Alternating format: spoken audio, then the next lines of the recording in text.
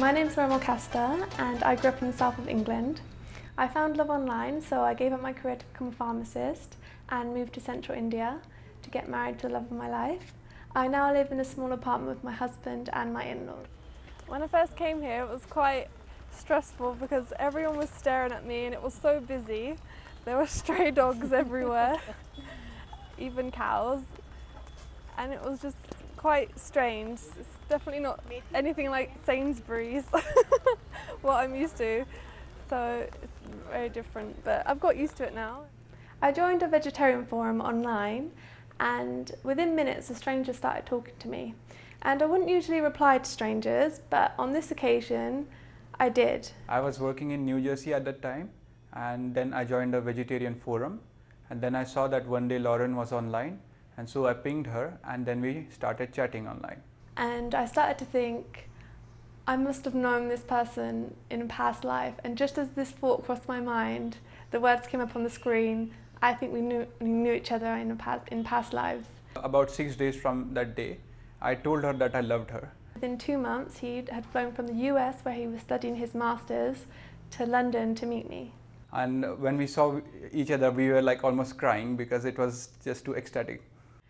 And we spent an amazing 10 hours. We went on the London Underground to central London, and I showed him Big Ben and the Thames and the London Eye, and it was so beautiful because it was nighttime and no one was there, and it was just very romantic.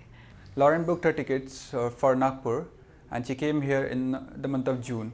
And immediately when she came here, in a period of a few days, we went off to my hometown in RV, and there we got married in a temple that I used to visit very often when I was a kid.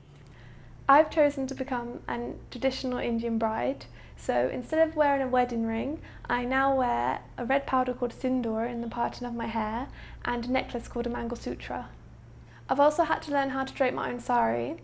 In my family it's traditional for the women to wear saris during festivals, and in many of the festivals I get a new sari.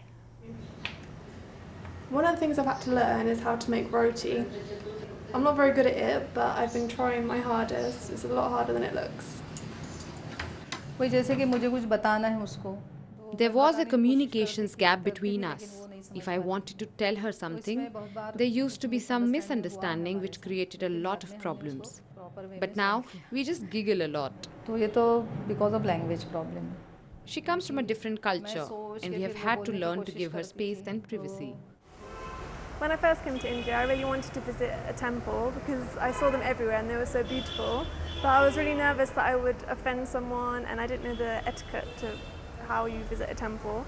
And since going to temple while my husband's at work, I've gained so much solace, and it's really given me strength and put me in touch with my spirituality and really helped me cope with all the struggles since moving to India.